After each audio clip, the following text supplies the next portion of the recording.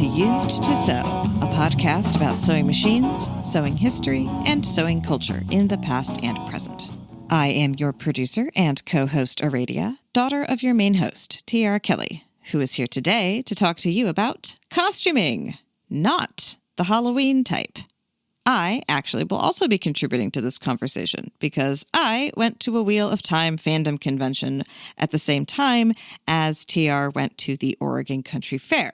These are both events that encourage costumes, though in very different weather than what Halloween usually offers. This episode's purpose is half just us catching up on our respective events, and half talking about the means, motives, and methods of cosplay and creative Ren Fair-esque attire, and how that can relate back to daily dressing and crafting. TR will tell you a bit about university theater costuming, and I'll tell you about how sewing, quote-unquote, is sometimes as simple as being brave enough to wield scissors. We'll also talk about the concept of costuming as something that society polices, and are glad that we live in a time and place where the restrictions are relatively minor. Welcome back to Used to Sew. At the time of this recording, it's late July. Don't know when you're going to hear this one. It has been a busy month for your producer and myself. That's why you've got to listen to those two-part episodes again. I listened to those, and they're still really cool. I think the electricity one, part 1 and 2, is one of my favorite ones we've done. There's so much history in there. And there's a lot of things stacking up on our list of cool topics. I've got some more fast fashion stuff. I've become obsessed with some other machines. But this week, we're going to talk about the kind of sewing. Now, we've talked about costuming before, but in the context of Halloween, the American holiday of Halloween, where you dress up and get drunk or eat candy or whatever your drug of choice is. Today, we want to talk about costuming in a different sense. Radia and I both have gone to events this July which involve a lot of creative costuming and people dressing up as who they are or who they feel they are or who they are in an alternate universe or any combination thereof. And Radia, I'm going to let you talk about your experience first. Tell us what you did and what you learned about costuming. I had an amazing trip with respect to costuming. I mean, the trip was great overall, but this is such a perfect topic for me to talk about. Okay, so I've talked on the podcast before about my love of the Wheel of Time. This is something we've brought up before. It's a whole thing. You guys know that I'm into the Wheel of Time. That's how you got into podcasting. Right. Right. It's like, and I talked about my Aradiapedia outfit that you made for me. So this is building on that. Refer back to all of that information in your brain. So there's this convention I go to made by, for, and about Wheel of Time content creators and their most ardent fans. It's kind of who that event specifically is. It's called WotCon. It happens in July in Columbus, Ohio, and it's a great time. These are lovely, lovely people. And this year, the special guest, because of course we have special guests because we're a tiny convention, but we are a convention. Our special guest this year was Sharon Gillum, who is the costume designer for the Wheel of Time TV show seasons 2 and 3. Ooh. The show did get canceled after season 3. It is a bummer. But the costumes in the show, even in season 1 before she was involved, but especially seasons 2 and 3, just stunning. Just truly stunning. Like, even the most diehard haters of the show really couldn't find a lot of bad things to say about the costumes. Wow. Aside from they looked a little bit too clean because Game of Thrones and The Witcher have made everyone think that things need to be grimy and gray. Let us have bright fantasy, but whatever. That's beside the point. The costumes were stunning. Just the whole show, absolutely stunning. And so the special guest this year at WotCon was the lead costume designer, who emphasized repeatedly she was the head of a very large team with lots and lots of people. She did not do it all herself. But she was a really engaging speaker, really, really cool person. And she brought some of the costumes from the show and had them like set up so that people could look at them. And it was just so amazing to be in proximity to that. And also in the audience all of the people who were cosplayers and costumers of various stripes really leaned hard into doing show costumes. Specifically, there was a lot of people doing costumes from the show. So there was this whole like beautiful echo chamber momentum ball of like stuff happening. So like in particular in the show, the character who you could maybe best characterize as Gandalf, if we're going to make Lord of the Rings analogies, Gandalf is a woman with impeccable style in Wheel of Time. Just absolutely fantastic style in the books, in the show, both. And her outfit, we talked about her outfit in the Bernadette Banner episodes. Yes, that was one outfit of hers. So in season 3, she had a very similar outfit where it was a lovely blue dress, but then there was this lattice work bodice cage thing. Okay. That she was wearing over it. It looked really cool. And it was all spidery and like floral almost. And it turns out it was actually, they had written out various phrases that she would say in the made up old tongue fantasy script and then layered all of those letters together to like make the design, which I didn't know. Whoa. So not only did we get to hear her talk about that, 15 people had also made that outfit. Oh my God. And were like in the audience at the convention wearing variations of their own cosplay of that specific outfit. There was just so many Moraines wandering around. Wow. One of them made the bodice or the top piece part, but had hashtag save Watt, like really clearly written in the back. So any picture from the back just had that in it. It was just a fantastic costume event. And there's other people with just their regular cosplay. I was in my Aradia outfit again because I knew that like 40% of the convention goers were new people. So like I could recycle my costume. Oh, sure, Everyone else has seen me in before. Like whatever, it's fine. Yeah. There was also there's this one woman who has just barely started dabbling in cosplay, but also apparently is a savant at it because everything she shows up in is amazing. So last year she showed up in this like fantasy armor thing from the Wheel of Time. She like had never worked with foam before, but also had made this like perfect fantasy thing, this weird shoulder piece. But then this year she showed up in the Elizabeth I analogy outfit, which just was insane. Like this absolutely giant. It's very, you know, that classic picture of Elizabeth I with the huge neck ruffle? Yeah, yeah. So imagine that profile, but it's not a neck ruffle. It's this weird cage that almost looks like a swan's feathers. And there's just lace flowing off of it down to the floor. And this train that is held like 18 inches away from the shoulders. Wow. Super bonkers. It was insane in the show. And then this woman shows up with like an almost perfect version of that for the cosplay. It was just such a talented fandom. So obnoxious, unreasonably attractive, unreasonably talented. Just, it was so great. And so then we got a whole 2-hour or hour and a half like interview talk with the costume designer about her whole thought process in making them and like different versions of the costumes as they went through the design process. Like there's these one characters who just are absolutely alien and strange and their costumes never made sense to me in the books. And then, because it was like, how can you tell that the leather looks like it's made out of humans? And then in the show, it was because it was tanned human faces. Which like you had to look really close to see. It just looked like strange designs, but like it was just, yep, they got the creepy alien nature of those characters very correct. Damn. There was a lot going on there. I could go on for hours and hours about all the cool things.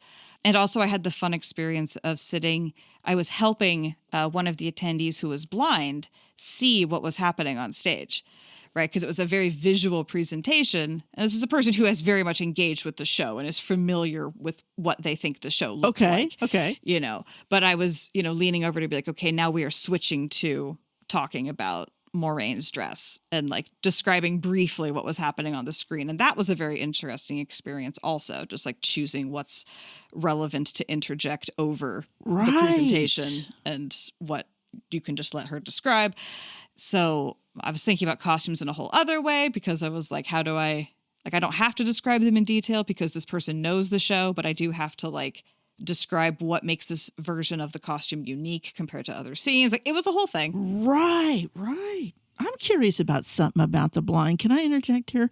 Is this person always been blind, or did they lose their sight? This person was always blind. Yeah. Do they experience the world, do you know, more in textures? Like, would you describe things by their texture or how they would feel rather than a color? I don't actually know, though I do recall he has told me that descriptions of color don't really mean a whole lot to him, and which I find I am unable to break the habit of needing to describe things by color. I'm a very color-oriented person, so when I describe things, like, that's the first adjective I go to, and I always remember, like, yeah, my friend has repeatedly said that colors are not actually a meaningful detail, which is obviously not true for all blind people, because blindness is a huge thing. No, that's why I was wondering, yeah. But for this individual, he's repeatedly said, nah, color is, like, it's cool to know that something's purple or brown or whatever, but that doesn't have the same visceral meaning as it does to me, the color-oriented person. Right. And for some of us who have synesthesia, it's like, okay, it looks like F sharp minor. Oh, yeah. It's dark brown, So how to describe a sense to somebody. And to me, fabric would seem like starting with texture and flow. And is it a stiff fabric? Is it like a board, or is it rough, Just curious. Okay. As you were saying. Well, and that was actually a really cool part of the visual presentation that the costume designer was giving, was because she was starting out with mood boards. And saying, this is where I started. And she was literally describing the colors and textures that she was putting on her mood board. So I didn't have to do anything, because she's like, I was looking at this rusty, gnarly stuff. I'm like, okay, cool. I don't, that's very evocative. I'm good.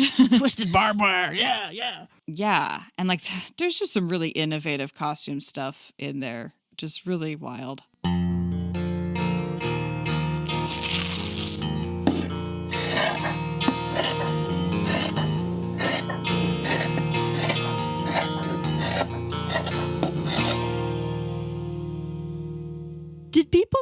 Did you talk to any of the people who had created costumes about their construction? Did they have a background in costuming? Did they have access to a commercial workshop? Did they, patterns that were available? How did they arrive at their costume physically? I didn't ask anyone. You didn't ask anyone? Oh, damn it. You weren't doing your homework. No, I did not. I do know that some of these people have just a general cosplay creation background. So however they picked those skills up, it was not unique to this particular outfit. It was a skill they had acquired already. Which segues over into just another little blip from my experience. I was roommates with a person who did theatrical costuming for the University of Oregon. And once in a while, she'd bring her work home. But you were talking about the mood boards. She would come home and say, I'm doing this play. Here's the characters. Here, and she would have swatches of fabric and colors and sketches and trying to come up with, what does this character look like? And then she would do renderings and actually draw the costumes on the characters. And then we would go out, and I would go with her a lot, because we would go to thrift stores and everything, we need some distressed leather. Okay, well, let's go look at the men's coats at St. Vinny's or whatever. So that whole sort of, I'm just always curious as to how people get into cosplay. Because when I saw how theatrical costumes are made, which is all different than garment construction, you've got to see how it's going to be worn and washed and thrashed night after night after night of a production. The actors are not gentle on their costumes. So not only does it have to read well, it has to be tough. And when you look inside these things, it's like, you wouldn't wear that to the office. That would not be comfortable. But that's not the point. So when you were talking about that really elaborate costume with things flowing off of that, there's a lot of physics involved. What kind of materials do I need to make that? So to me, costuming is one of the most creative arts, because it's something that's going to go on a human, and they move around and they do stuff, and it's got to maintain this mood, like you said, the mood board. So my hat's off to all the costumers. That's one of the first things I look at in a movie. Really, it's like, okay, what time period are we in? What are they doing? And I am not by any means an expert on that stuff at all. I graduated from high school and joined a country band.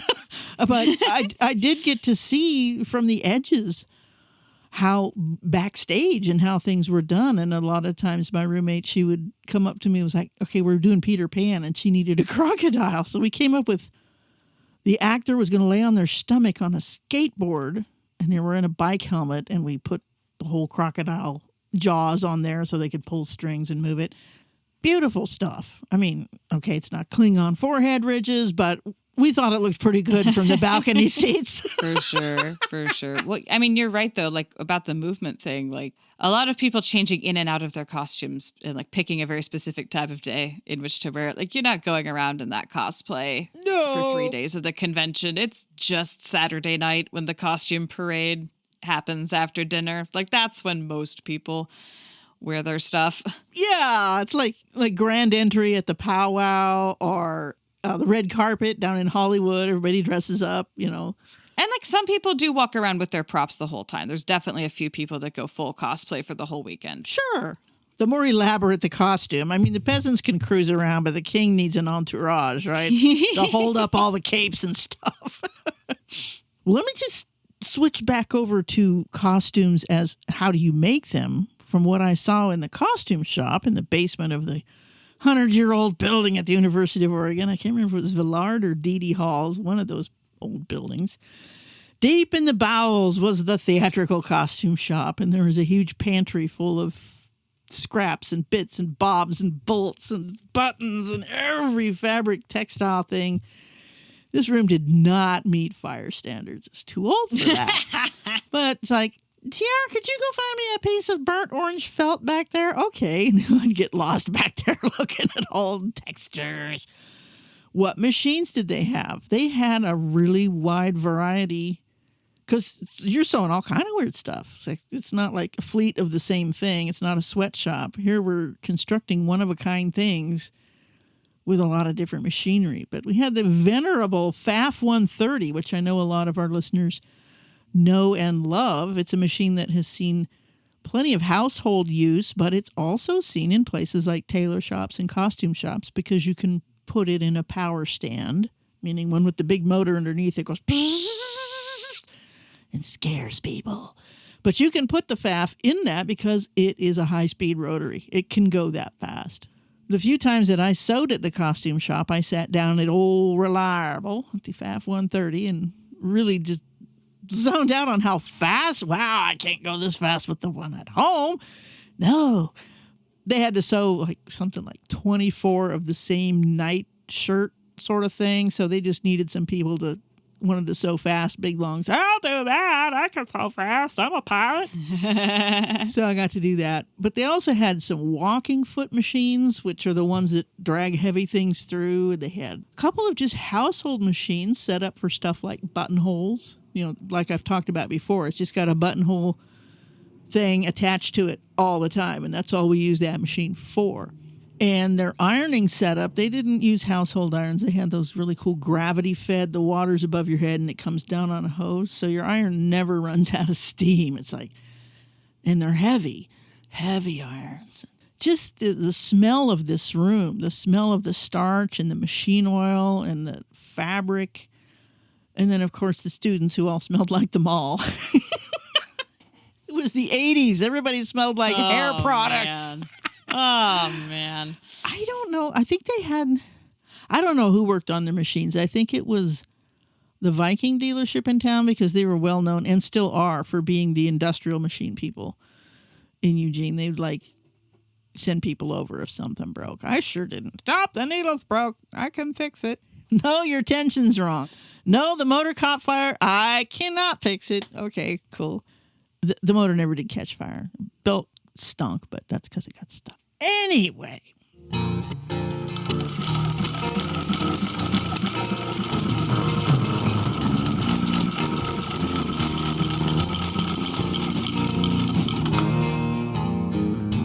Segueing over to the Oregon Country Fair. Yeah, tell me about your costume event experiences. Well, the Oregon Country Fair, for those of you who don't know, happens in Oregon. It's been going since 1969. And what can I say? It's hippies. It has nothing to do with banjos and goats. It's a counterculture fair. It got started as a Renaissance fair. Well, a Renaissance fair, as a lot of people know, people dress up in like Peter Pan and Maid Marian and play flutes and go tootling about the woods in little boots. And but then this fair also had those people, and it had tie-dyed prankster people, and it had bikers, and it has evolved in 50 years. But one thing that has stayed the same is it's come as you really are. So even the straight people that show up have managed to put a little flair into their things. Now, I've been going for 30 years, and I've seen the fair grow and change quite a bit. But that one thing has always changed, that people dare to dress differently. And there's the fair family. That's all of us that put it on, all the crews, thousands of us. And then there's the public. And the public comes out, and some of them are expecting the Ken Kesey Memorial Hippie Theme Park show, and some of them actually think there might be banjos and goats. I don't know.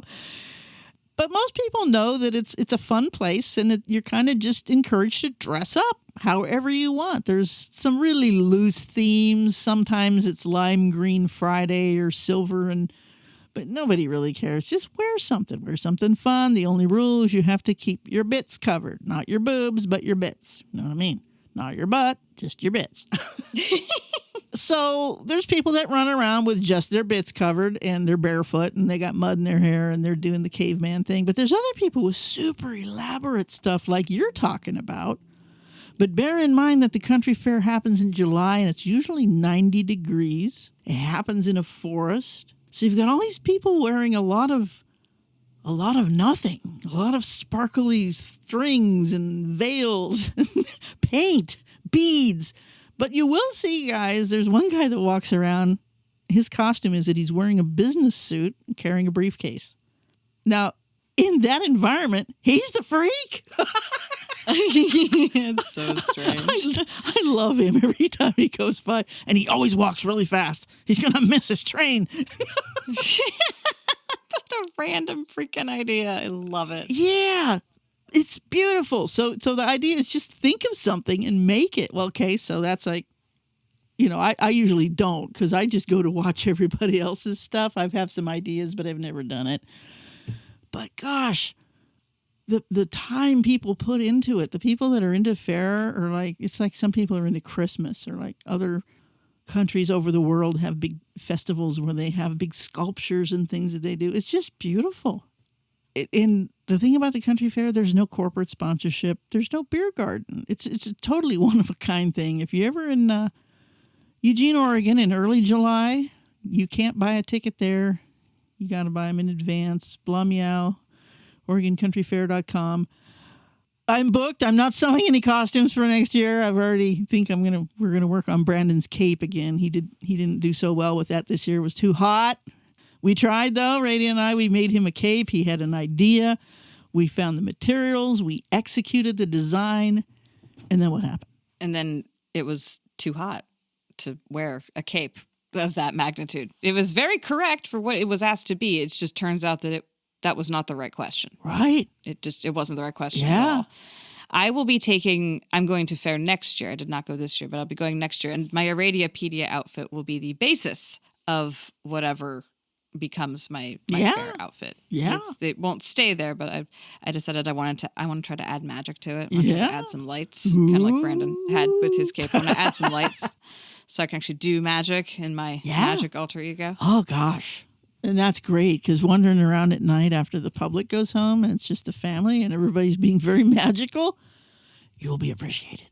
Hey, cat, hang on a second. Come here. I've been watching cat TV behind you for like the past 5 minutes. It's been very entertaining.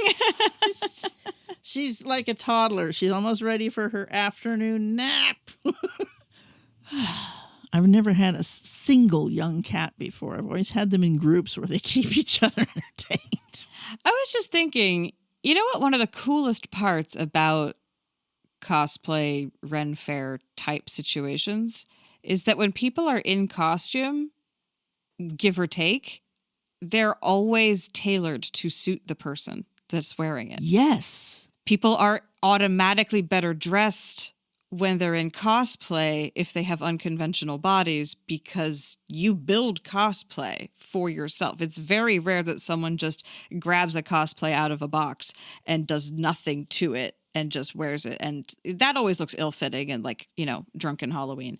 But if you actually build a costume for yourself, by definition, it has to be tailored to you, because how else would you build it? Right. Exactly. Going back to the time before sizes, when clothes were made to fit the person that was going to be wearing them. Costumes, very much so. And theatrical costumes are an investment. And actors change every year. Who's going to play Romeo this year? Well, he's taller than last year's guy, but that's okay because we built that adjustment into the costume, right? So there's another way costumes are built, kind of like old-fashioned clothes, in that there was tucks to let down or take up as your kid grows. And their dress needs to be let down a little bit or whatever.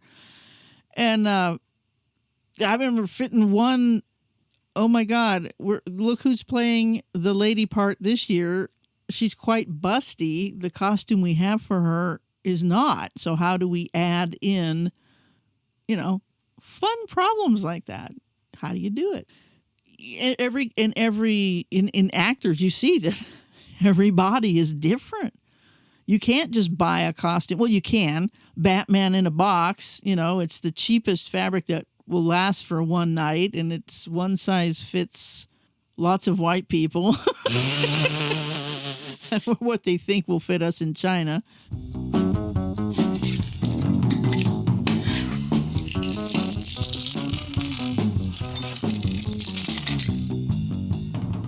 I actually had to change my outfit this year. How so? I had to modify it. My Aradia PD outfit, when you made it for me 3 years ago or whatever, the pants were always a little tight, and I always meant to deal with them, and I have grown in size since then, and the pants were becoming untenably tight for getting in and out of. I was like, I'm going to be ripping all of the stitches. So right. I just changed it. So you had to figure out how to change it. Yeah, so what I did was, I'd like sewed essentially a row that I was able to then cut in between. I used my zigzag as a makeshift serger, right? Because the serger is currently cranky and didn't want to work. So I used my zigzag to just make a area I could cut and not have it unravel, and added some elastic, and it was just this lovely moment of like, I have the tools, I have the knowledge, and you always have permission with clothes. Yeah. But I very much, I have the permission to do this because this is literally my cosplay. And it was so nice. I went through this whole year not worrying about ripping the seam on my pant or the hem. That's awesome. The waistband, because I just knew how to do that. Oh, and speaking of having the right, I had a hilarious moment with a woman at the con where she had this t-shirt that she had just gotten, and she wanted to make it look more lived in and more her. Ooh. Her specific word was sluttier. That was specifically the word she wanted. Okay. And I was like, well, you could cut, and it was a t-shirt. And I was like, well, you could cut the neckband and the sleeves off. Like, that definitely makes it sluttier. Uh-huh. And she was like, I'm afraid to. Yes. And I was just like, I have scissors, but I'm afraid to do that. And literally someone else in the room was like, Aradia knows about sewing. She'll do it. Yeah. I was like, yeah, give me the scissors. I am not afraid. I will just start. It's like, yes, I can sew, which also means I can cut. Yes. I had the boldness. And all I had to do was cut the neckband off. And then she put it on and was like, oh, yeah, no, I need to cut the sleeves off. I need to cut the bottom waist. And once I had broken the seal on the sanctity of the garment, then she was able to continue forward and make it what she wanted. But it was just the funniest thing of like, I have the mental fortitude to break the seal on this brand new garment. That was all I needed. All the peasants are enthralled by the textile perfection and the industrial beauty of it all. And they're afraid that, who am I to disturb that? We did an episode about that, about it's okay. I was thinking about that as I was cut up your clothes, and most people have the experience of cutting off a pair of old jeans to make shorts. That's usually our first allowed cut onto a new piece of fabric. I remember that as a kid, that clandestine feeling of getting to use Dad's really sharp shop scissors to cut my jeans off. It's like, Mom said I could. Ooh. Yeah. Mom paid $3 for these at Sears 2 years ago, But yeah, to cut that, and it's it's weird. People don't even talk about it. They don't even think about it. But to cut up new clothes or to cut up clothes that were made, One way I love to cut up T-shirts, because I'm wide and short, and T-shirts usually, if I buy one wide enough, it's down to my knees, right? So I like to cut the bottom into fringes, cut the sleeves into fringes, and cut the neckband out. There, that's better. And people, oh, how did you do that? With scissors. I didn't even sew a stitch. I just snip, snip, snip. And here's how you do it. You cut it in half, and in half, and in half, and in half, and in half, and in half until the things are as wide as you want. And then you yank them, and then they make those cute little long strings. There you go. That's how you make a fringe T-shirt, folks. And if you want to get really exciting, you can thread them little plastic beads on the bottom of each string. Now, you can sell it for $50 in Florida. Yeah! That was silly. But that's where I see those T-shirts a lot. Touristy places where it's all sunny and they've got them all fringed up with beads. But that's just, everybody wants a costume, right? You wouldn't wear that to the office, but we're going to the beach. Where's my fringy shirt with the little beads on it? Having a big social vocabulary and costumes, like you said, right, is not something that you have to buy. In fact, it's better if you make it yourself because A, you're doing it, and B, you're showing other people it can be done, because a lot of people are afraid to go first. Wear something audacious. Wear something audacious. Halloween is, of course, everybody has permission. And that's, like I said, another one of the big draws of the country fair for the public is the fact that you're expected to wear something weird, something you made or, whatever. So that's a need that I think a lot of people really have is a costume. And so many people are afraid of their craftsmanship not being up to snuff, but seeing 7 Moraines in a row with 7 different levels of competency just makes me happy. I'm not ranking them from 1 to 7. It's just these are 7 different skill levels all pointed at the same thing. And isn't that beautiful? It's the actually, I can't speak for everyone else. I can only speak for myself. But to me, it seemed like one of the most delightfully non-competitive things to just be let's get all the Moraines together. It was just so cool. So I don't know, we as human beings tend to expect judgment where maybe it's not. Maybe if you're going to a costume event, then people are actually just going to be super excited that 7 of you all made the Moraine outfit. And that's actually the cool part. The part where you are one of 7 is the cool part. It's not the part where you're the best or worst of 7. It's just that you are there. No. I've been to costume contests where they have really cool contests like weirdest material or oh yeah, sure. A little competition is good. Yes. Acknowledgement of so many different aspects of the thing. It's like fastest slapped together costume. And nowadays, there used to be rules that you could not wear the clothes of the opposite gender. Real rules where you would get punished in public. This is true. Yeah. And that's just not a thing now. Even me, I'm 63 years old. I remember dress codes in school. Girls had to wear a dress and it had to be below the knee. Boys couldn't wear jeans. You had to wear slacks. This whole thing. And I think it was 1970 when they dropped that. And all of a sudden I could wear pants to school. Oh, hell yeah. Oh, my knees are warm. And nowadays, I think, some schools have rules, and mostly it has to do with you can't have cuss words and pornography on your T-shirt. It's times have changed. Even my hippie school allows for more permissive dress code stuff than when I was there. They didn't have a gendered dress code when I was there, but there was a dress code. And I've seen their event pictures and their day in the life pictures lately on their Facebook page. They have changed that dress code. Kids these days don't know how hard I had it. Oh, my God. I remember my mom clandestinely letting me wear shorts under the dress because I was just so distressed at having to wear a dress. So it was pretty cool. But even in old times, there were what were called sumptuary laws that governed what people could and couldn't wear. Certain clothes, certain colors are reserved for nobility, certain amounts of fabric, certain types of fabric.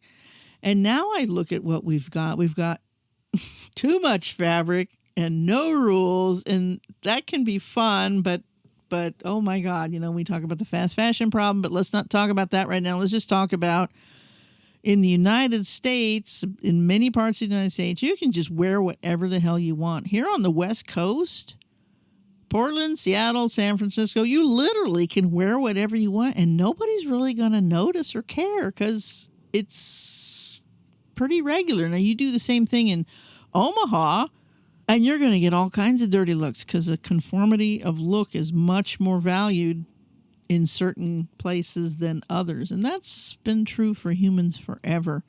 So when you get dressed in the morning and you're all upset because you can't find the right shirt, what you're saying to yourself is, I feel like this today. This is the message I want to put out, and there's nothing in my closet that's matching that. Does that mean you need to go buy more stuff? Or does it mean you need to get your scissors and start making fringes? Start remaking things? Or, there's a lot of things. But I do understand I don't have anything to wear. Well, you don't have anything that fits what you want to say. So first thing you need to do, what's your costume? That's your assignment this week. What is your costume? What do you wear that shows the real you? What do you have to wear for your work or your social position that you've chosen to inhabit? But what's your costume? If you could wear anything you want, what is it? Do you own it yet? Why not? Stay threaded. And there you have it, a mix of costume contemplation and chatting about multiple fun events that TR and I went to in July. We covered WatCon, Oregon Country Fair, the differences between stage costumes and Halloween one-off outfits, the power of scissors all on their own, sumptuary laws and cross-dressing, and asked ourselves and you in the audience about our costumes of daily life. As I mentioned in the episode, but I think it bears repeating here, costumes you make yourself will look awesome on you because they are inherently tailored to fit your body. I think there is some philosophical as well as practical insights to be gained from that observation. Think about it. Next week, we'll be getting back into the guts of sewing machines with a whole episode devoted to attachments. As a reminder, we are unofficially sponsored by Stagecoach Road Vintage Sewing Machine, who do repairs and restorations. You can follow us on Facebook and Instagram, and you can support us by sharing the podcast with your friends and also with money at patreon.com/used2sew. Thank you for listening to us here at Used to Sew. We always welcome your additions, corrections, and feedback in general. Please reach out to us via email at usedtosew@gmail.com. Used to Sew is a production of Fox and Raven Media. For more podcasts from Fox and Raven Media, visit our website at foxandravenmedia.com.